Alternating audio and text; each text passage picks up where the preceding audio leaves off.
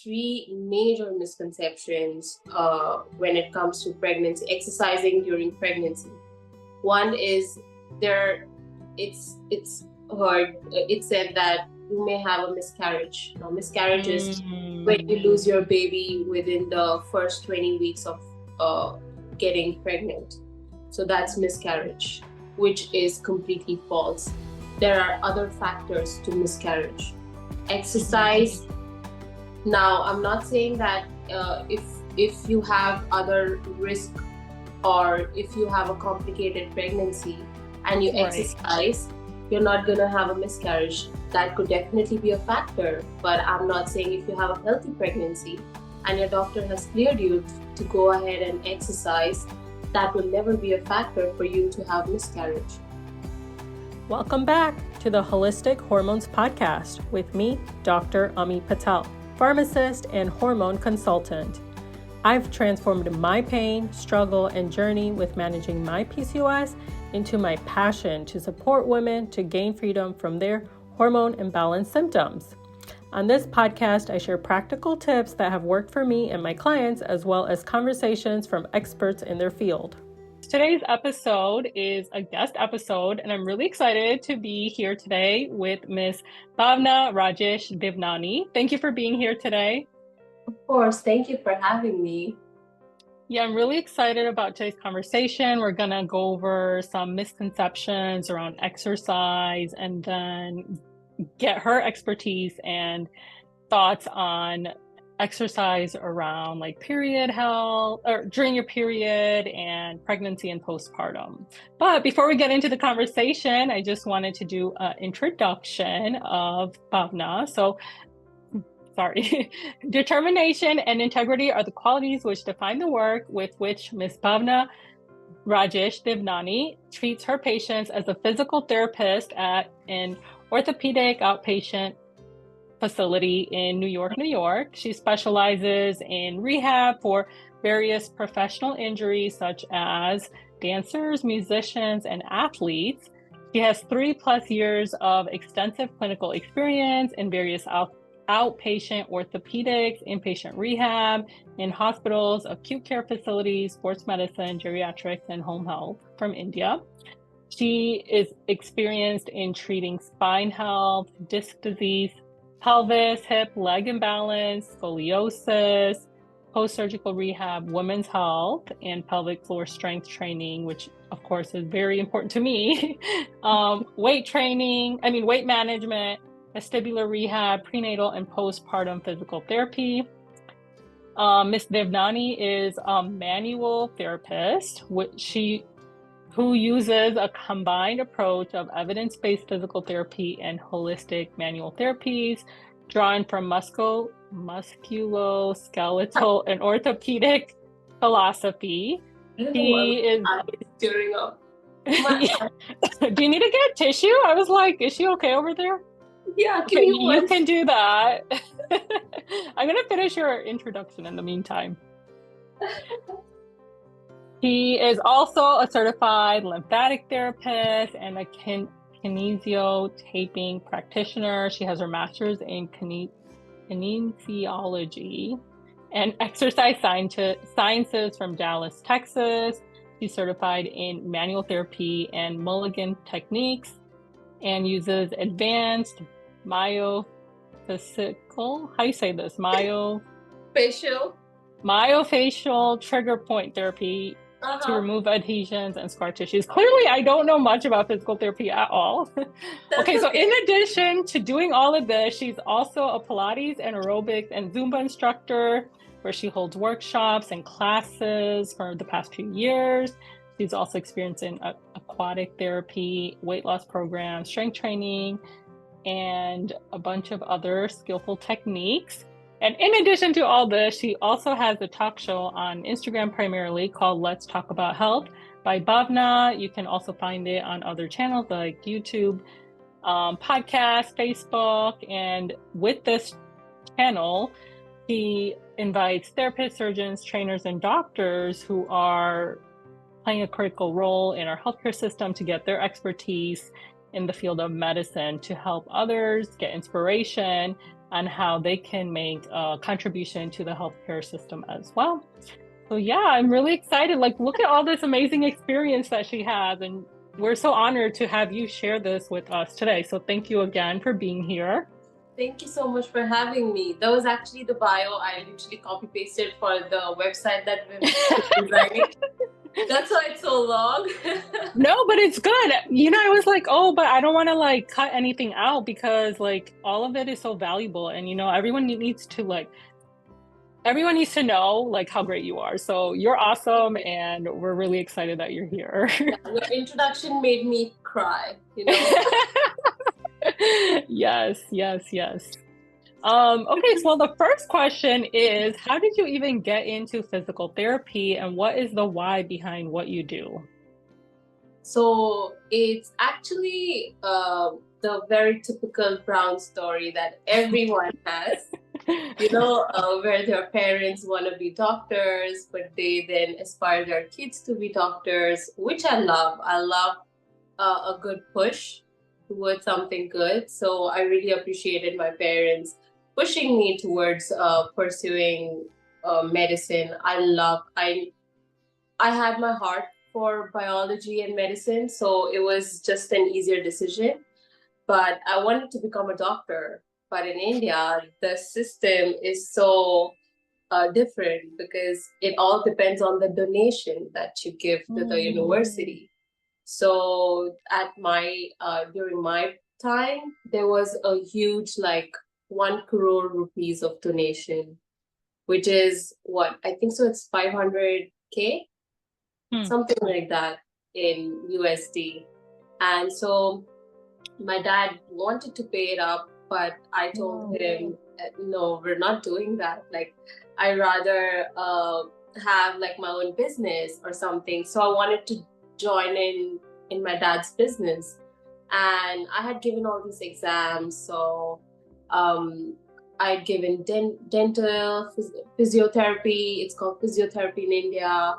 A lot of other examinations, and I got a letter back from a PT school that I've been selected, and I was ranking quite good in the entrance exam. So I thought, okay, maybe this is my calling, and it's not medicine, you know, it's still medicine, and I can still keep doing and learning what I really love. So I joined in physical therapy. At that time, even I did not know so much about PT, but my love for this field, this profession grew eventually the more I was learning. It's so much to do with health and fitness and with just how you're living. PTs make your health better. They make your life fulfilling in so many ways. You have an injury, we're there. You don't have an injury, you still want to be healthy, we're there. It's everything. It's just a better way of living. So that is why I still continue, and I want to continue what I am doing. And I wish I can give it back to the society from which I got so much. I have received so much love from this profession, and I wish to give it back. So yeah, no, that's awesome. And yeah, that's like such a good point. Like, we only think about like medicine as like a doctor, but you know, there's so many other parts of the healthcare system and so many different roles that people can play that impact someone's health. So it's definitely important to have people like you doing what you're doing. But yeah, and I'm so glad that, you know, through that journey you found like a lot of passion for it too now.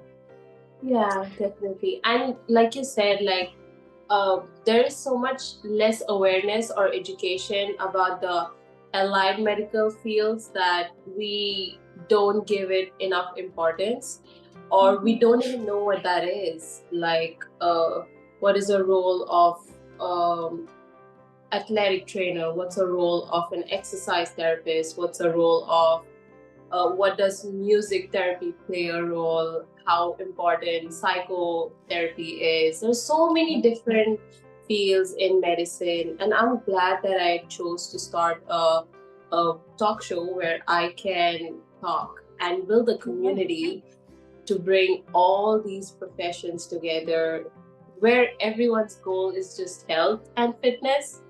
And that's really important to have a community out there.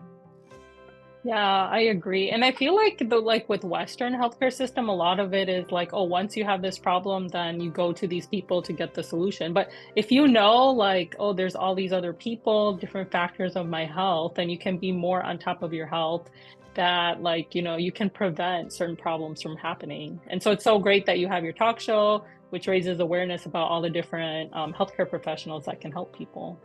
Yeah, thank you. Yeah, definitely. So the next question I have is, what are some common misconceptions around exercise during pregnancy, breastfeeding, and while people are on their period, and like specifically within the South Asian community? How much time do you got? I know this in itself could be like its own episode, right? Yeah, 100%. But let me touch on a few things. Let's go how our body evolves. Let's talk that way. So I'll talk about periods, then pregnancy, and then post pregnancy. So during periods, most common misconceptions are you're going to have a heavy flow, or you're going to skip your period, or your periods will just stop altogether if you exercise, which is not true, which is completely false.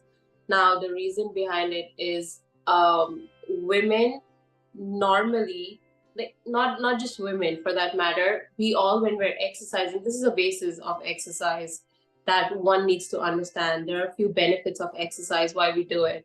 So the major benefit is it releases hormones while we're exercising. Those hormones are beta endorphins and serotonins. They are called as, they're the painkillers, or they release natural pain killing. So when you're actually exercising, you feel less pain.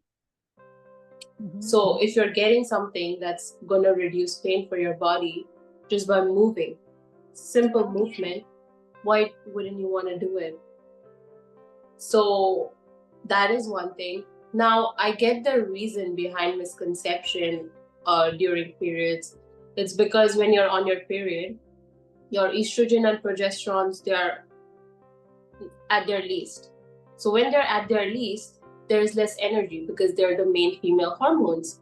So when you have less energy, you don't feel like going and doing exercise. Like when I'm on my period, hell no, I'm not going out and doing exercise. I just want to curl up in my bed, have a big tub of ice cream, and that's about it. And chocolate ice cream, to be precise. So, and that's my choice because I have less energy levels. So if you choose not to do exercise, that's okay. But there is nothing wrong in exercising while you're on your period. Moving on to pregnancy, again, there are three major misconceptions when it comes to pregnancy, exercising during pregnancy. One is it's said that you may have a miscarriage. Now, miscarriage is when you lose your baby within the first 20 weeks of getting pregnant. So that's miscarriage, which is completely false. There are other factors to miscarriage. Exercise. Now, I'm not saying that if you have other risk, or if you have a complicated pregnancy and you exercise, you're not going to have a miscarriage. That could definitely be a factor. But I'm not saying if you have a healthy pregnancy and your doctor has cleared you to go ahead and exercise, that will never be a factor for you to have miscarriage. Second thing is preterm delivery. So it's when your baby is born before the 37 weeks before the whole term of pregnancy. So the logic actually is, if you exercise and if you have a healthy pregnancy, you will have a full term pregnancy. Exercise actually pushes you to help full term. A full term is very important because the more the baby is in your belly, the more he's going to grow. Right. Towards the end is when the lungs and the brain starts like developing, especially the lungs. So when we have a preterm baby, they have insufficient lung capacity. It's because the baby was not able to develop the lungs. So exercising actually helps with a good full-term pregnancy. Now, the third misconception is that the baby will have low weight. Now, low weight is, the normal weight would be 5 pounds, 8 ounces is the normal weight. So it said that if you exercise, the baby will lose weight, which does not make any sense.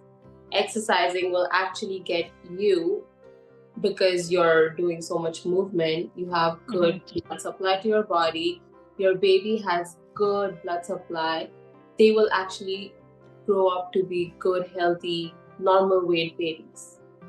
So these are normal misconceptions. Now, coming to the last aspect of breastfeeding and postpartum, it said that if you're exercising while you're breastfeeding, your breastfeeding will stop, or it'll produce less milk, which is again not true. I don't know when and how these misconceptions come up, behind what logic, but evidences have shown that actually having a good exercise routine for a mom helps with good breastfeeding, because you're getting the body to move. When you're moving, your blood is moving. You're pumping more blood, you're pumping more oxygen, you're giving more nutrition to your body. When that happens, you tend to have better milk production. So these are like a few. I would also like to touch one last point, where in postpartum, it said that when you're in your postpartum, many women go through something called as postpartum depression. Yeah. Or like baby blues. Yeah, which is very real, because you had something in you and you lost it. It is outside, it is growing, it's right in front of your eyes, but it's not in your body anymore. Your body lost something, which is why the body, and it's not just the baby, it's so many hormones, because when you're on your during your pregnancy, all your hormones act up. Everything is, your body's being pampered. Everything you're growing a whole baby. Correct. So your feet, you're eating for 2, your oxygen capacity, you're breathing for 2. It's always double. And suddenly you gave birth and there is a reduce in all of these hormones. So having a postpartum depression is very normal. Now, while you're exercising, when post-pregnancy, you are actually, like I mentioned, you are actually creating hormones, increasing the hormones, endorphins and serotonins and enkephalins, many pain reduction hormones. When you're in your depression, the postpartum depression, it actually helps you get out of that depression. So it's like, they're also called like the feel-good hormones, right? Happy hormones. Yeah. Yeah. So these are like the normal misconceptions that I have come across in period, pregnancy, or breastfeeding aspect. Wow. Yeah. Thank you for sharing that. It's a lot of them. So let's go back to like the part about the period. So what are the benefits of exercising during, like, while somebody's on their period, and are there certain exercises that could be avoided? I know you mentioned that like sometimes people think that, you don't get your period if you're exercising too much, which I mean, that could be like maybe a different conversation too, but I think there's a difference in like not exercising at all versus over exercising. Like if somebody's exercising too much, like 1 or 2 hours a day, high intensity, and they're not eating enough food, then yes, most likely you are affecting your hormones in a negative way and you may not get your period. But we're not talking to that level. We're just talking about like if you have like maybe a little bit irregular periods, or you are having like a heavier flow, or if you're having like normal periods, regular flow, then is it okay to exercise, and like what do you recommend for that? Yeah, like you mentioned, if you're having heavy period flow, you're not giving enough nutrition to your body, you're not hydrating enough. If you have symptoms of polycystic PCOD that we term, and I know you talk about that quite a lot, PCOS, I know for a fact that you have struggled with it and you have risen above that beautifully. Thanks. So while you are considering all those aspects, you have to consider exercise and that routine very carefully. Of course, I'm not going to push someone who has less nutrition or less hydration to go work out 2 hours. But if, like you mentioned, if we are talking about someone who has healthy period, who is having healthy lifestyle, getting all the nutrition, getting the water that they need, and if they're on their period, there is no exercise, there is nothing called as too much or too little. There is no one right exercise that you are supposed to do. If you like walking, if you like jogging, if you like running, go for it. That's your routine. I will not mess your routine up just for the sake of exercise or protocol. If you like lifting weights, go do it. There is no wrong exercise while you are on your period. Nothing to be avoided. Let me add that. There's nothing that you need to avoid. Now, of course, like I am not used to lifting 100 pounds, 200 pounds of weight. I'm on my period. I'm not gonna go ahead and just go crazy. If I'm on my period, I feel like exercising. I'm gonna put on some shoes. I'm gonna put on my leggings. I'm gonna go out for a nice walk in nature, a little bit of jogging. So that's how I would take exercise, because that's what I like. But if you like doing jumping jacks, you do it every day. You get up, put on some good music, you do your jumping jacks. There's nothing wrong with it. So I recommend for people who don't exercise normally, they have good, healthy period. Number one, you have to have good nutrition. You're women, you need to have those calcium and those vitamin D, all the vitamins. And iron, especially if you're losing blood. Iron, yeah. Lots of iron because you're losing a lot of blood.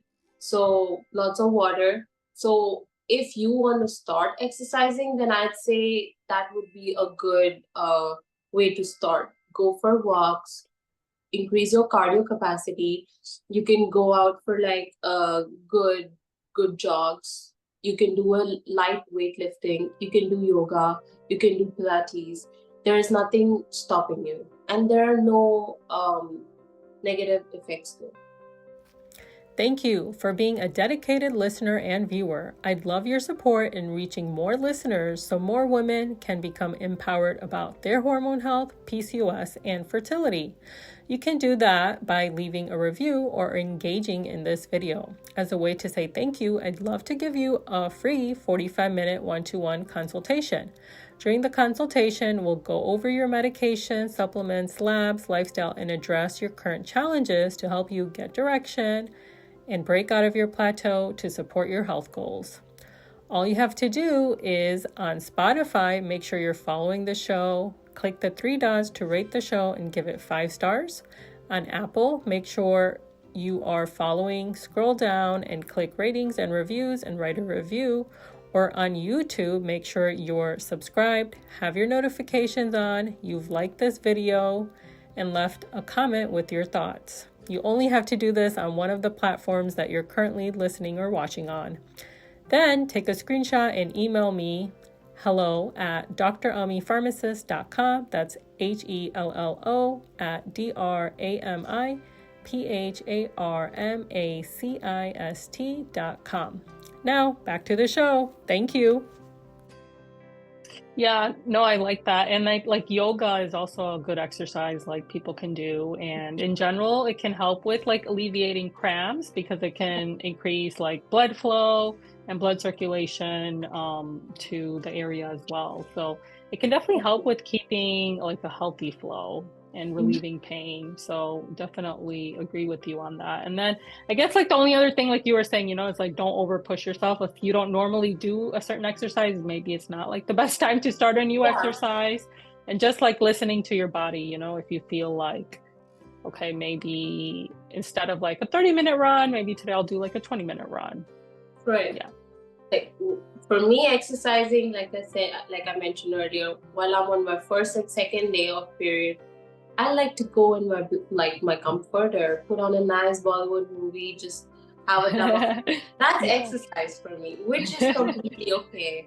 Like if you don't want to move that day, if you just want to lie down on your bed, and that's completely okay, because that's what your hormones are also talking to you, because you have no estrogen, you have no progesterone, you have no energy basically.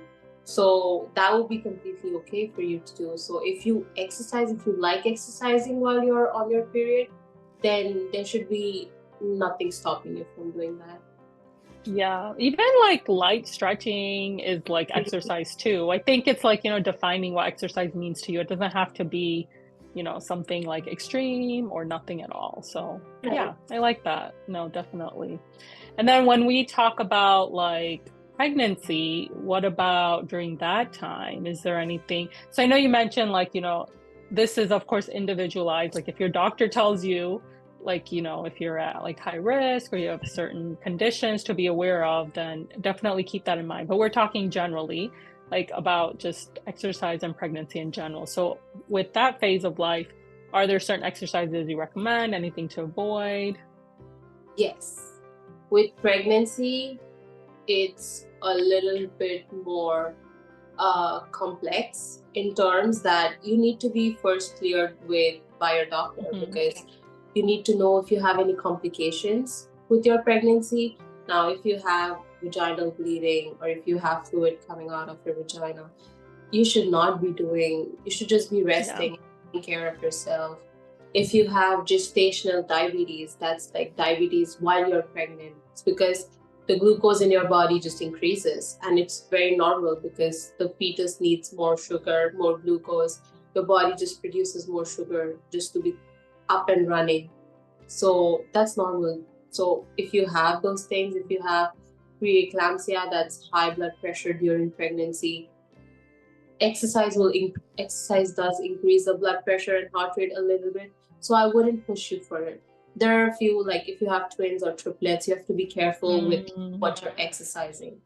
If the baby is not especially in the last trimester, if the baby is not in the head down position, like it's supposed to come down smoothly, or if there is like something called as placenta previa, where the placenta is the umbilical cord, just tangles around your baby. You don't want to do movements that's going to tangle it more. So there are certain complications that do, like for example, your baby's kicking. Second trimester is when your baby starts kicking and you feel movement of your fetus.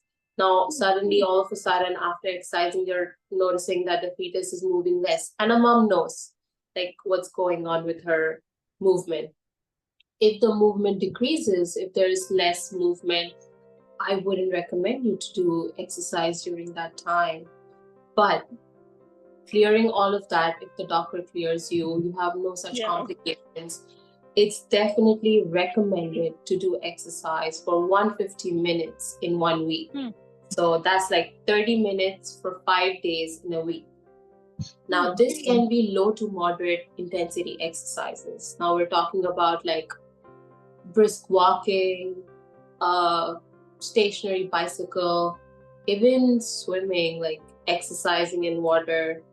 Again, yoga, Pilates, because it helps with good stretching. Now, this would be modified. I'm not going to put you in positions where it's just going to be uncomfortable for you, or you're not able to do that. So there are lots of exercises that you can do. This helps with, like, again, with the blood flow we were talking about. It helps increase the blood flow to the belly, also to the baby. So considering all these points, like there are a few exercises that you can do. I wouldn't recommend you to do a lot of like jumping or bouncy movements. Makes sense. That makes sense. Or being in super hot environment where you're now, that's why I mentioned like low to moderate intensity, where your heart rate is a little higher than normal and you're sweating, but you're not breathless, you're not out of breath completely. So that would be like healthy exercising. So yes, when you're on your pregnancy and you don't have any of these complications, exercising would be beneficial. Now, right now, you wouldn't believe I have 3 patients, 2 in second trimester, 1 in third trimester, and I have, I think, 2 or 3 patients post-pregnancy, immediately post-pregnancy, and all of them back pain, leg pain, and sciatica. So there are so many factors that you have to think. Now, when you're pregnant, I don't know if you know this, but there's a hormone called as relaxin that's released. So because your stomach is tight, right? All our muscles are tight. They're not supposed to be relaxed or loose because they're supposed to be taut or toned. So how does taut abs have such a big baby?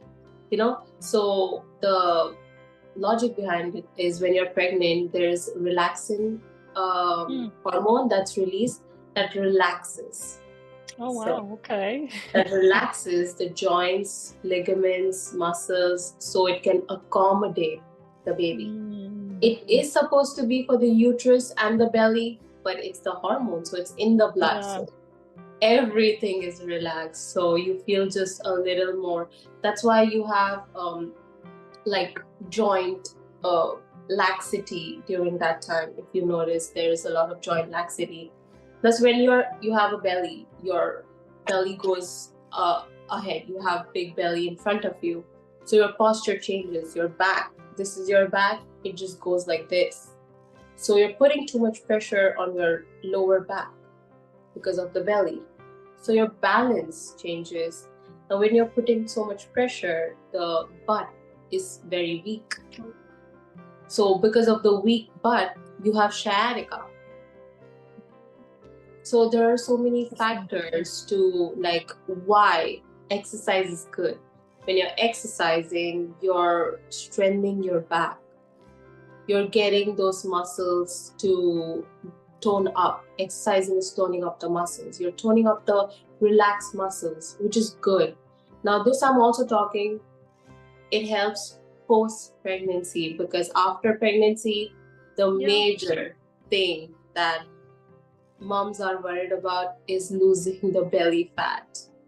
So when you're already exercising and you exercise post-pregnancy, it's easier to lose the belly. So that's another point that I feel we should consider all these points and think why exercising is good and beneficial to someone. Yeah, and then like you mentioned, you know, pregnancy, postpartum, but even before that, right? Like just maintaining a healthy lifestyle with exercise as part of it, so that you do have like regular periods, so that when you do get to the pregnancy stage, you know, you're able to do like you said, light to moderate exercise, which is beneficial to you. And then as you mentioned, like gestational diabetes. So a lot of my listeners have PCOS, and so PCOS increases your risk for gestational diabetes. So doing this moderate exercise can definitely help with like keeping, like after eating, you know, just going out for a walk, as you mentioned, 15 minutes can do so much more for you than you think. Definitely. Yeah. It's just the get a little bit of sweat and little increase in your heart rate. So perfect. You should just and there are women. I was just looking at a video where a woman was doing deadlifts while she was on her third trimester, and she was doing like heavy deadlifts, Now she's trained to do that. She's been doing that her entire life. So when you're on your period, you can do intense workout if you've been doing that. Right. There is nothing stopping you. Now, what is to be avoided here is the contact sports. Like, you can still do deadlifts if you've been doing it. You can still go out, even play ball, but I wouldn't suggest you to go in and play contact sports like basketball or football, soccer, where the chances of you getting hurt or pushed are more. So it's just the sport that is so aggressive. But apart from that, you can still do the normal things that you've been doing. You don't have to stop anything. If a mom has been lifting weights her entire life, she can continue doing that throughout her pregnancy. Yeah, that makes sense. So it's like baseline, you can most likely continue everything, but then, you know, as we said, just speaking to your provider if you have like any specific needs for your own pregnancy. Correct. Yeah. And this is very specific to individual, like you mentioned. It changes individual to individual.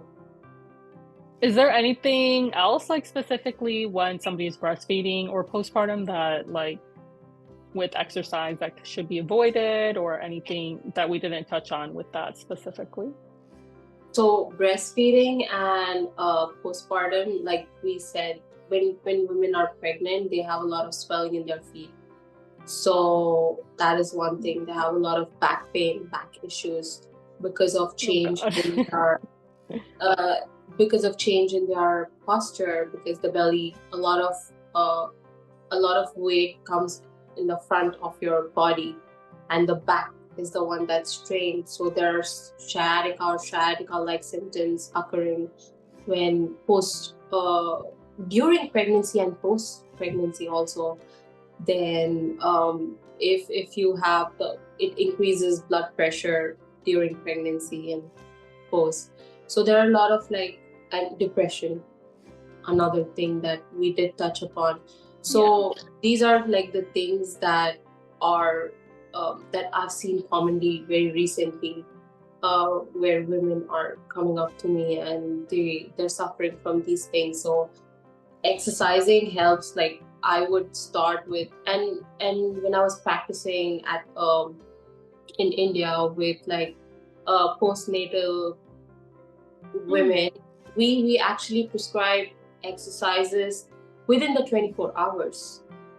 Wow. So I'm not making you do crunches. I'm not making you of course. splits. So there are certain exercises, like I want you to start moving those ankles because you have so much swelling. I want you to start moving your knees. Just lying down. You're lying down, just moving, like saying your knees up, like bending your knees, straightening it out, moving your legs up and down, slow motions. One other important thing post-pregnancy, so there is something, the cervix is the one that has it's right on top of the vagina, right? So that's the one that opens up and the baby comes out. So where after pregnancy, when all the structures, so the job is done, they're still big and out there, it takes time for the muscles to tone up. So this is actually very good time for you to start toning up those muscles. So Kegels, beautiful exercise, Kegels, where because I have seen women who are post-pregnancy, they're laughing, they're sneezing, or they're even stressing. They have pee coming out of them, which is very normal. Let me tell you that, which is very normal anatomically, because you just removed a baby with 10 centimeter worth of head. Just the head of the baby. Yes. 10 centimeters. So what's supposed to be so tiny has expanded. So it takes time for it to tone up. So you Kegels now. What are Kegels? Kegels is an exercise of your pelvic floor where you're just trying to squeeze in or trying. Let me put it this way: you're trying to control or hold your pee in you. Now don't hold your actual pee, because that can cause infection. Don't do the actual pee, but you're just sitting and you're just trying to squeeze in, or you're trying to squeeze in your butt together. Let me just put it that. Okay. So I'm trying it right now. I know. Whenever we talk about it, it's like, okay, let me try it. Let me know that I know how to do it. Okay, no, that's good. So you have to keep trying that, because it's a very important thing to be addressed, that it's normal to have a little leakage after pregnancy, but there are ways that you can avoid it, or you can, there are also muscles, the vaginal, there are muscles around the, it's called pelvic floor, where the baby comes out of. So there are muscles. So what you have to do, you have to exercise to build the muscles, you have to train the muscles. So there are Kegels. Kegels are beautiful. Then there's pelvic tilts, where you just move your hip, you're lying down and you're moving your hip. Now, when you're pregnant, your hip is anterior, forward tilted, right? So I'll give, when I see women, I'll give them exercise with backward tilt, just to correct their posture so they don't have a lot of back pain. Now, after pregnancy, you have baby, you're gonna, of course, want to lift the baby, lift your toys, do a million chores around the house. Yes. So what I'd recommend is not to bend your back, because you're only causing more of forward tilting when you're bending your back. I want you to start using your knees and quads. You start squatting. So that's going to help with the back pain, which is, trust me, it is going to help a lot. It'll go a long way. Back pains are horrible. Yeah. So making a few changes like this, you're going to hold the baby, so arm's going to be hurting. So strengthening those arms, doing a few scapular exercises, shoulder exercises is going to help. Like, who would have thought exercising could help so many things, right? Yeah, no, that's like really, wow, I learned so much. So yeah, Kegel exercises, that makes sense. Not bending forward as much, but using like your legs and quads, calves, and then like trying to straighten the shoulders and arms too. So yeah, so informative. Thank you. And it makes sense. Like, I think it kind of goes back to like, just like sometimes when we think exercise, people think like really intense exercise, but postpartum, like you said, like you could be gentle and still do these different areas of your body. Yeah.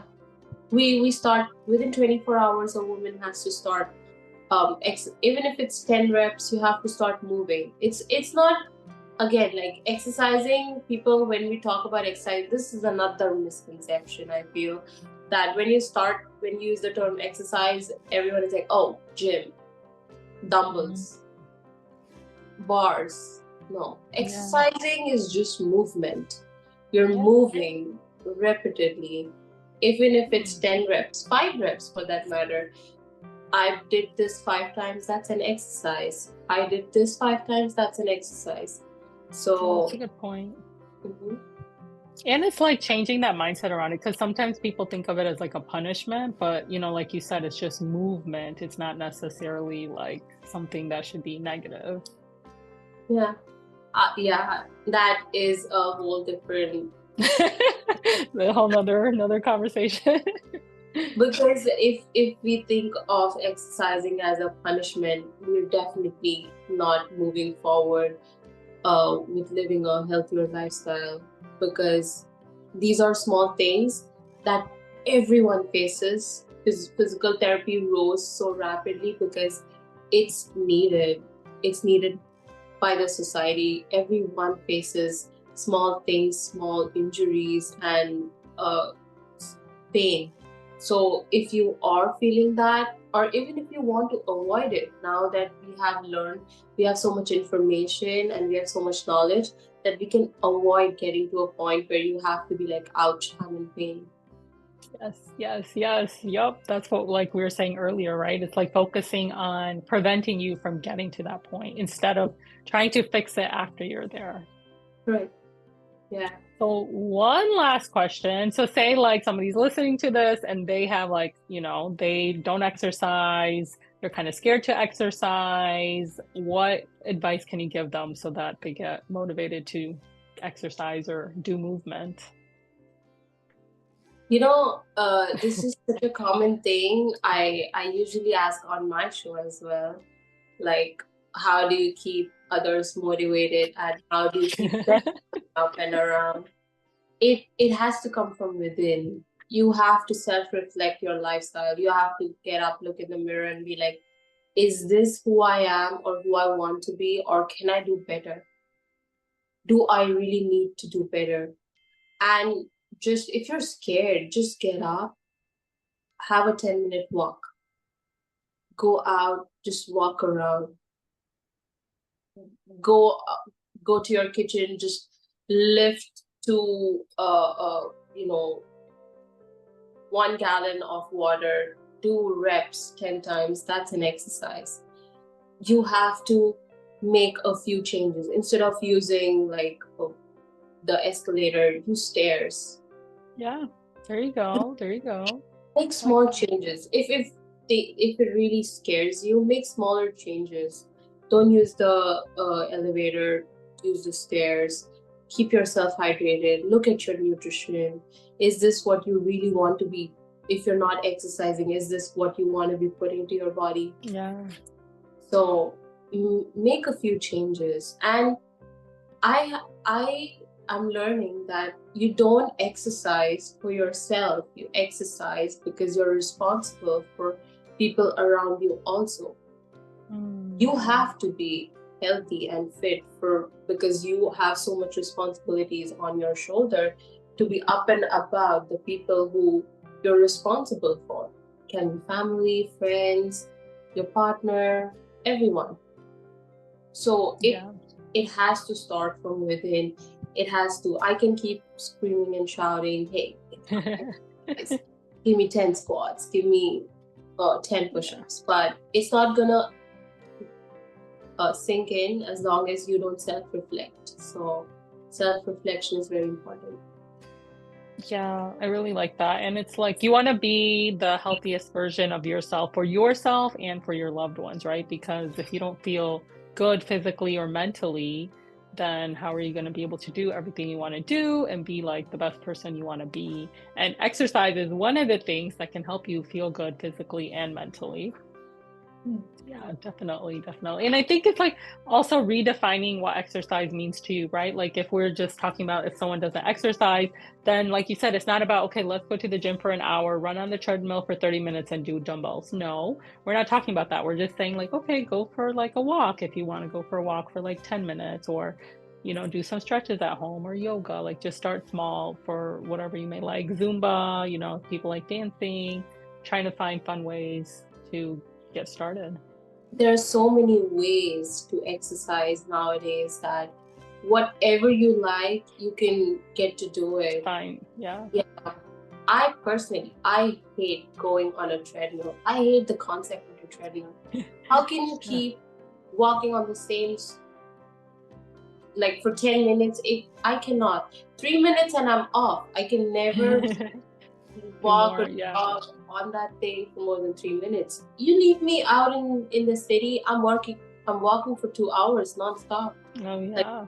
That's my cardio. I'm going out, getting my steps in. I love walking, exploring, getting to see the city around, getting to see new faces around me. So that's my definition of health and fitness. Like that's how I feel fit. It's also a state of mind.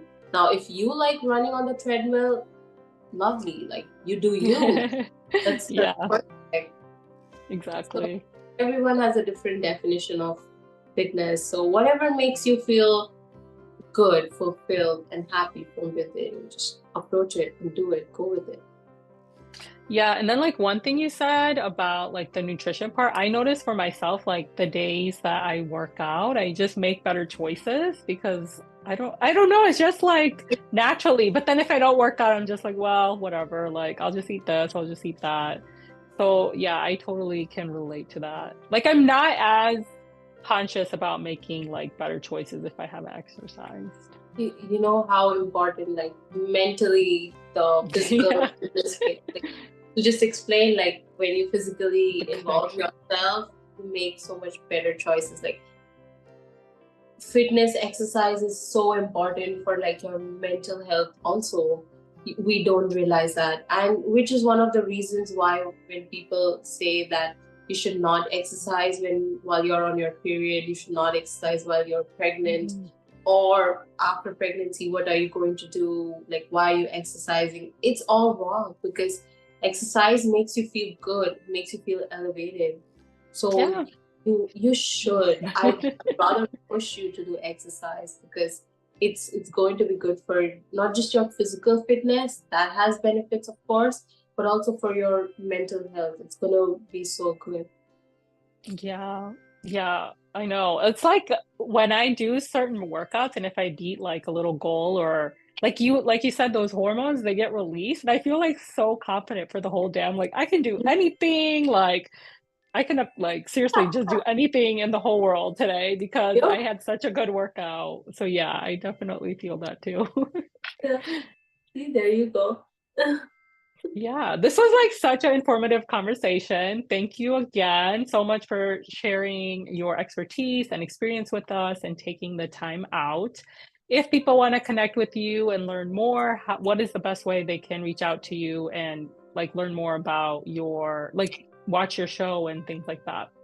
Yeah, so I have the quickest way to reach out would be Instagram, where you can connect with me on at bhavna.devnani, or my talk show, Let's Talk About Health by Bhavna.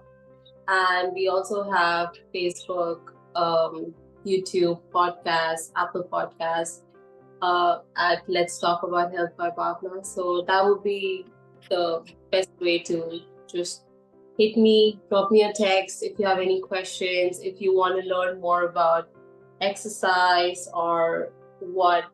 We'll sit and chat about just the funny misconceptions that you're hearing from the brown aunties out there. Yes. Yeah, definitely. No, so I'll link all of that in the show notes so people can find that. So yeah, thank you again. Of course. And to everyone, as always, be kind to yourself, be patient, and focus on progress, not perfection. And I'll see you guys in the next episode. Thank you.